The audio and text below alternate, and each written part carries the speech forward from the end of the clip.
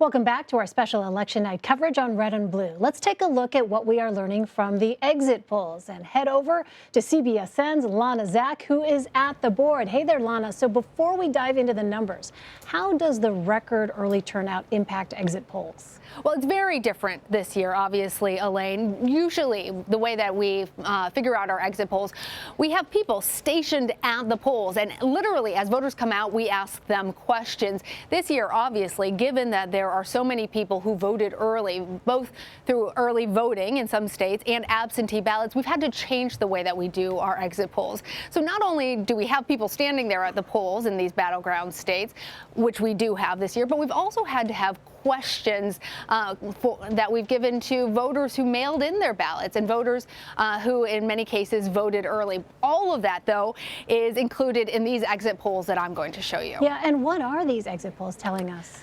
So let's talk about the economy, which in every election is going to be primary on the voters' minds. 13% say that the current status of the economy is excellent.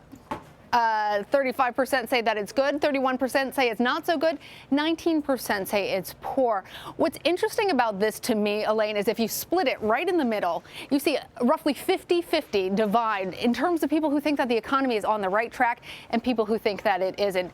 It indicates what we have all been feeling and seeing, which is that our country is very much divided. Now, I want to show you next the most important issue.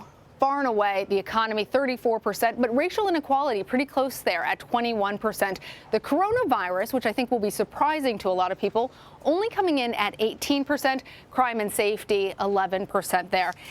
Now, let's talk about the important qualities for a president. Is a strong leader, was the winner, 32% among these early exit polls. Has good judgment, 24%, cares about people like me, 21%, and can unite the country is the bottom of the barrel in terms of the questions that we ask, the attributes, at just 19%, Elaine. Interesting. So any surprises, Lana, in these numbers? I was really surprised by this. Which is more important to your vote? Their positions on the issues, 73% versus their personal qualities, 24%. So as much as we heard when you combine this with the next slide, if we can do that.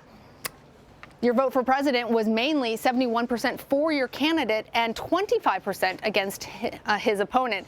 We've heard so much rhetoric about voting against Donald Trump or voting against Biden and Harris. But overall, the people who were showing up and casting their ballots were voting for the people that they wanted to be president rather than against somebody else, Elaine. All right, Lana, thank you. We will be checking in with you throughout the night. All night.